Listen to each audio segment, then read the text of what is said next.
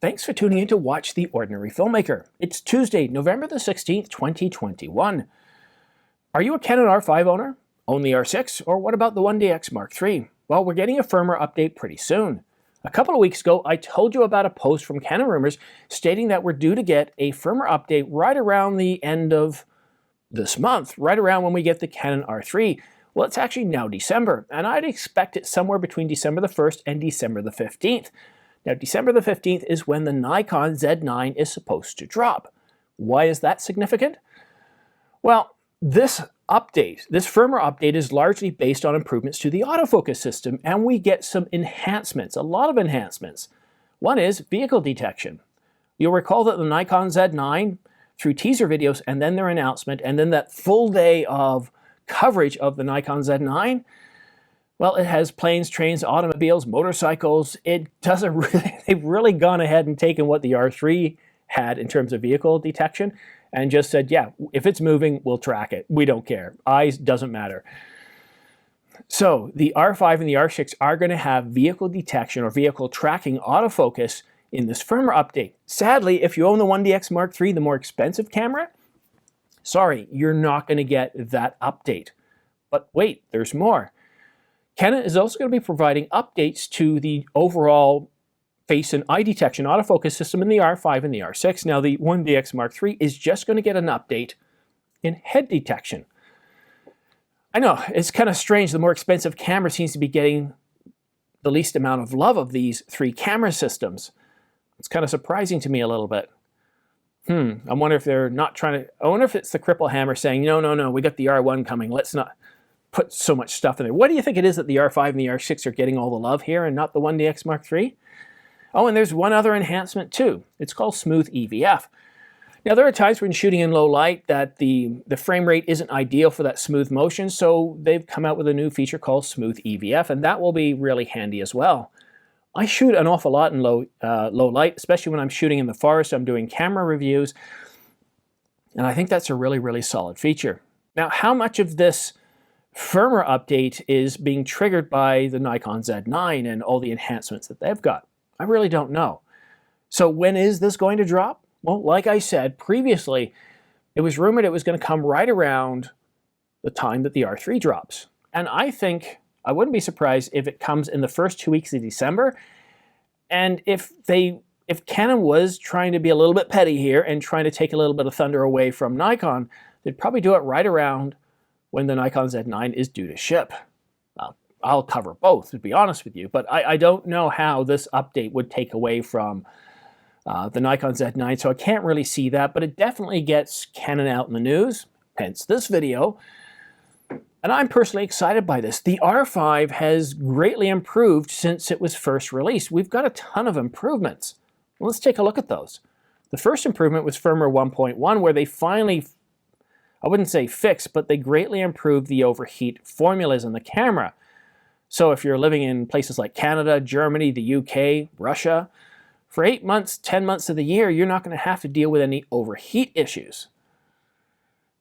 That's a good thing. Tropics, I still wouldn't use it for a video camera, but for stills, you're perfectly fine.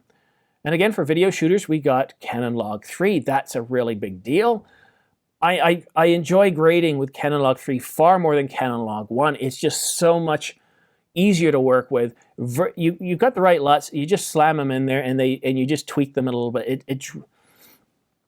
Maybe the mid-tones a little bit, bring them down. Maybe color curves, you adjust things a little bit, give it that bit of an S curve. But you're not struggling with it, you're not fighting with it like I did with Canon Log 1. So I'm really excited by that. And recently we got the ability to be able to record video to both card slots at the same time, and that is a huge benefit as well. We now have, and this is rare, most cameras that give you the ability to record to both card slots at the same time is just for stills. To be able to do this with video, especially 8K oversampled video, gives us a lot of redundancy, and that is huge when you're out shooting. The last thing you want to do is when you're shooting one of those special events or one-off events to not have to worry about losing your footage. I think that's a really, really big thing. So that's really, really exciting. And overall general improvements, also the ability to record 120 frames per second in 1080. I think that makes this a truly, truly amazing camera. It's definitely an update over the R5 when it first came out. And in some cases, you've seen cameras come out with Mark IIs, Mark IIIs, or Mark IVs that are far less capable in their improvements than this firmware update. So I'm really excited by that. And a lot is going on in the next couple of weeks. Keep in mind that next Friday is Black Friday, so you're going to start to see some sales right now. I'm already seeing a few sales out there. I'm personally waiting to see what the Canon 16mm is going to go for.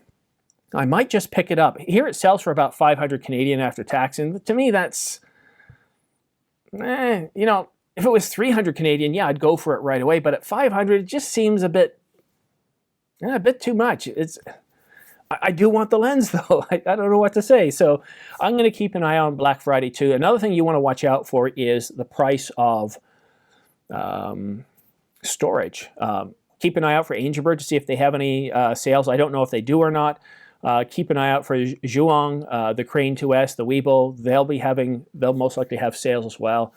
But yeah, keep an eye out. There's going to be a lot of sales. I find that this is usually when I buy my storage for the next year, because I still am not seeing the prices I saw last year when I bought my 4 terabyte. And keep that in mind. One thing I want to talk to you about too, most of my storage uses, I use Samsung or Angelbird. And for the computer, I use Samsung. It works really, really well for those read situations. And for the camera and for editing, I use Angelbird. And I want to draw your attention to one particular storage. If you look at the Samsung AV Pro SSD, it sells for around $2,200, $2,300. Whereas you can buy the Samsung 4 terabyte Evo for about $500. Why that factor and why that huge difference? Well, the Angelbird is designed for editing and for years and years of use. Now, terabytes written on the 4 terabyte Samsung is around 2,400 or 2.4 petabytes. On the Angelbird, are you ready for this? This is not a typo or a mistake on my part. 36,000 terabytes written, or 36 petabytes. That's huge. That's a huge multiple, and when you factor that in, let alone all the other capabilities, that's where that price starts to come in. That's when you start to go, okay, now I understand why this costs that much more. When you realize, see, right now, when I shoot my films, the ones that I keep, I edit every single month, every week, and I'm putting rights onto those discs. So when I come to the end of the year, I'm comfortable putting that into archive in case I need to access it later. But I'm not comfortable enough to do another year of editing on it. Whereas the Angelbird, you know, I can edit for 5 years, maybe 6, and not have to worry about it whatsoever. Just keep an eye on the terabytes written and try to avoid dropping it too much. So when you're shopping for your storage, I know it's difficult because there's so many different specifications, but you know, you want to look at the details sometimes because, you know, terabytes written, the difference between 2,400 and 36,000 is a huge difference, let alone the CNC machining, the better thermals, and all that sort of stuff. But thanks so much for watching. That's all I have to cover now. My work day starts soon, and it's going to be a busy day, so thanks a lot. We'll see you again soon.